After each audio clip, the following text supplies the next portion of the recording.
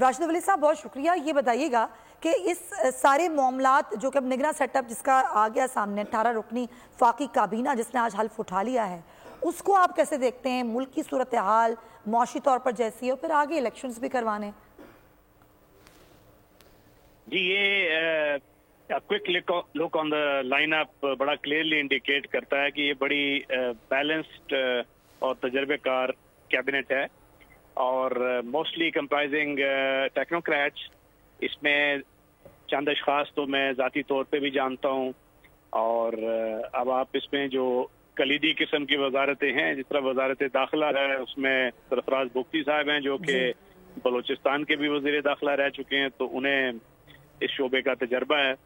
اور اس کے بعد انور علی حیدر صاحب ہیں retired 3 star very competent and admirable qualities of head and heart. اس کے بعد عمر صاحب ہیں جن کی آئی ٹی میں بہت ایکسپرٹیز ہیں اور مہارت ہے اور خدمات ہیں. اور جمال شاہ صاحب بھی ہیں اور باقی جو جلیل عباس جیلانی صاحب ہیں وہ فورن سیکرٹری رہے ہیں. اس کے بعد ٹریک ٹو تھنک ٹینک اور ان ایکٹیویٹیز میں بھی ڈاکٹر شمشاد اختر کا نام بھی ہے سر. جی شمشاد اختر ہیں وہ اسٹیٹ بینک کی گورنر رہی ہوئی ہیں. تو یہ تمام لوگ اپنے اپنے شعبے میں مہارت رکھتے ہیں اور میرا خیال ہے جتنے بھی مختصر عرصے کے لیے ان کو یہ ذمہ داری تفویض دی گئی ہے یہ اس میں اس کو اعلیٰ طریقے سے سر انجام دے سکتے ہیں. اور چاہے وقت کم ہو اور قلیل مدت کیوں نہ ہو اس میں اپنا کردار تو نبھانا ہے کہ جو ملک جس مشکل دور سے گزر رہا ہے معاشی طور پہ اور سیکیورٹی کے معاملات کے پوائنٹ آف ویو سے تو اس میں آپ کو ایک بہت کمپیٹنٹ ہاتھ چاہیے ایٹ دا ہیلمس مین شپ اور اس کے لحاظ سے یہ لوگ جو چوز ہوئے ہیں میرے خیال میں کہ یہ بدرجہ اتم اپنی ذمہ داریاں ادا کر سکتے ہیں.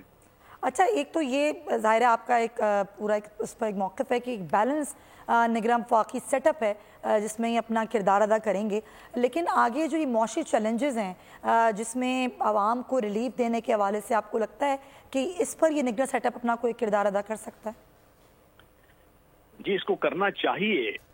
انٹینٹ اور ایسپریشنل لیول پر تو اٹس ویری کلیئر کر سکتے ہیں یعنی آئی کانٹ ریلی سے مگر کمپٹنس کو اگر جانچا جائے تو اس سے کمپٹنٹ تو لوگ ہو نہیں سکتے. البتہ جس قسم کے مسائل کا ملک کو سامنا ہے آئی ایم ایف کے ساتھ جو آپ کی آلریڈی ایگریمنٹس ہو چکی ہیں وہ کنڈیشنلٹیز آپ نے فلفل کرنی ہے اس میں کتنا ریلیف ملے گا اس کا میں کچھ کہہ نہیں سکتا اور مجھے اس کی وہ دیکھنا پڑے گا کہ آپ کو کن کنڈیشنلٹیز کا سامنا ہے کون سی اسٹرکچرل ریفارمز فنڈامنٹل ریفارمز آپ نے کرنی ہے بیکاز اس ملک کو فنڈامنٹل اسٹرکچرل ڈھانچہ جاتی جس کو کہتے ہیں ریفارمز کی ضرورت ہے. یہ پلیس پوسٹ سے کام نہیں چلے گا. تو کیا یہ ان کے جو قلیل مدت کے لیے ان کو یہ مینڈیٹ ملا ہے اس میں یہ کر پائیں گے یہ ایک it's a $1 million question but اگر صرف اس کی کمپٹنس کو دیکھا جائے تو پھر اس سے بہترین تو کیبنٹ آپ کے پاس نہیں ہو سکتی تھی.